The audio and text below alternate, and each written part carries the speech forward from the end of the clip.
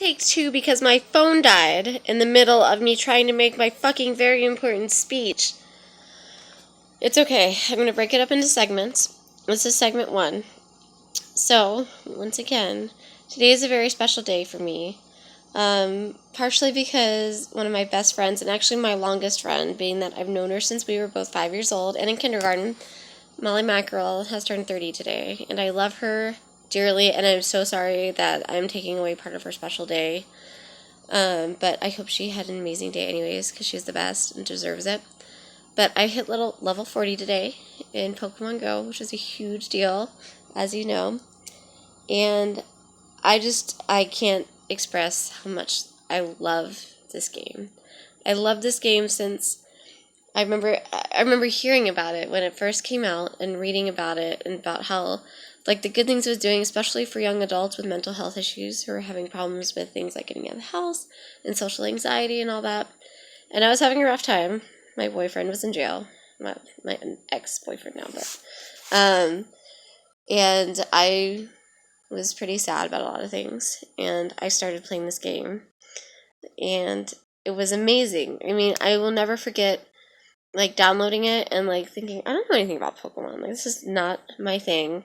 This is Alex's thing. But I gave it a shot because I know how much he loved it, and I thought it'd be cool if I could get into it too. And like it was. I mean, I remember like getting off the bus when I lived on Burnett and Justin and like catching my starter, and I remember like the next like either the next day or the day after like going to the Arboretum and like seeing everybody was there playing, everybody, and it was so much fun. And going to the Capitol for the first time, like that was a huge deal. I was like going out by myself to like interact with people, and I remember like the 12-year-old that like first started screaming about the Dragonite that like spawned on like the west part of the Capitol, and everybody like running over, and it was so intense and awesome because everybody was so excited about it. And I love things that people get excited about. I get very excited about my things. So, I mean, this game like did so much for me. Like, I did everything from in December, like when it was some holiday weekend, and I remember Stelio Lorenzo, this guy I met through Tom, like who was always super cool to me. Like we used to go through the domain and paint the gyms blue, Team Mystic. But like I remember going out with him and like these 3 other guys that I didn't even know, but like nobody else wanted to go out because it was like 40 degrees, which is cold for us. And like because there was a whaler nest at Brushy Creek Park and Cedar Park, and just having so much fun like with these people, like, and it was so cold we had to take breaks. We had to like jump in.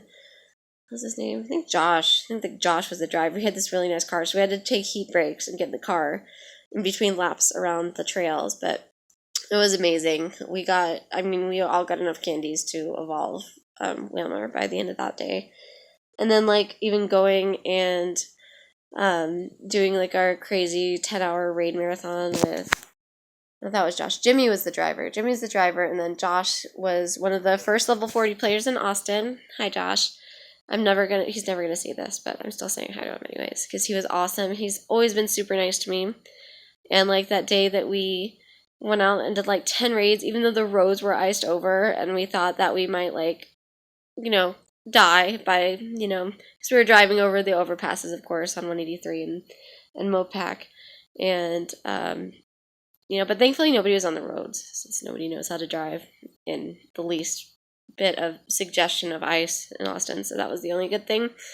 And we had such a fun day. We tried to break into the Jewish Community Center because there was a raid there and they were closed.